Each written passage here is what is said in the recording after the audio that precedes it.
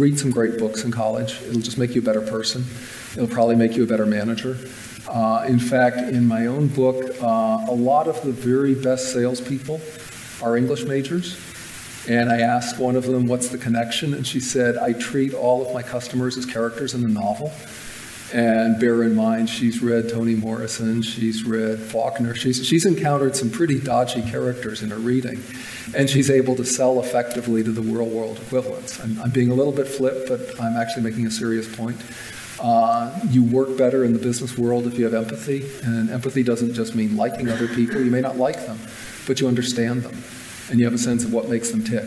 And that is an incredibly valuable skill that an education in the humanities will teach you, certainly in English, but in philosophy, in linguistics, in art, in music.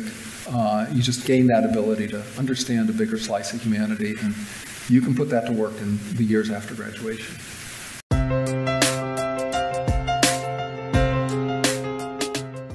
What do businesses want? Why are people so mobile with their degrees?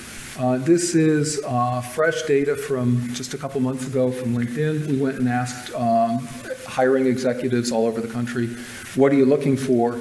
And they gave us a list of very job-specific skills, but 57% of them said, you know what we really want are transferable skills that you can use in almost any area that have much more to do with your people-to-people relations than they do with the technical material you learned in school. And the four big areas are leadership, communication, collaboration, time management.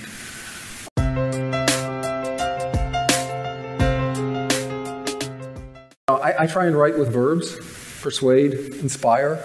If you can tell your communication skills in that way, you're going from a nice to have to a must have. And that will tend to open the job doors faster.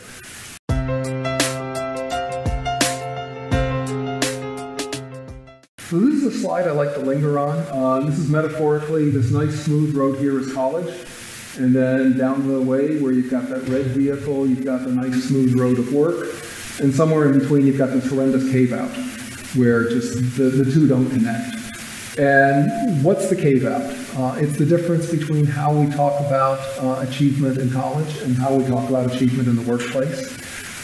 It's the collegiate focus on the formal transcript, when employers are really looking for a, if you will, informal second transcript of what jobs have you done, what people skills do you have, how do you present in an interview.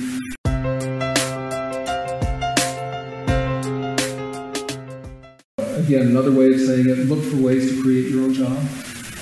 I think in a lot of fields, there are not that many companies that will advertise saying we're looking for an anthropology major. Could we please have a philosophy major for this job? But they will want the skills you've got. And if you can strike up that conversation rather than looking for a job spec that's written exactly for you, there's plenty of work to be found.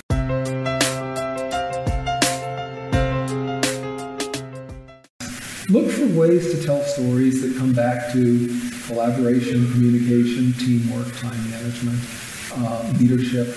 You've got those experiences. I think one of the things that struck me in the morning session with the career counselors is so often it's 15 minutes into an interview and the students will mention something where people go, oh my God, that is your go-to story. And look for go through things that you may think are mundane. They're good enough to impress interviewers. You do not have to have been a White House intern. You do not have to have helped cure cancer in Sloan Kettering research lab. Something in simple everyday life can give you what you need. But do get good at telling your story.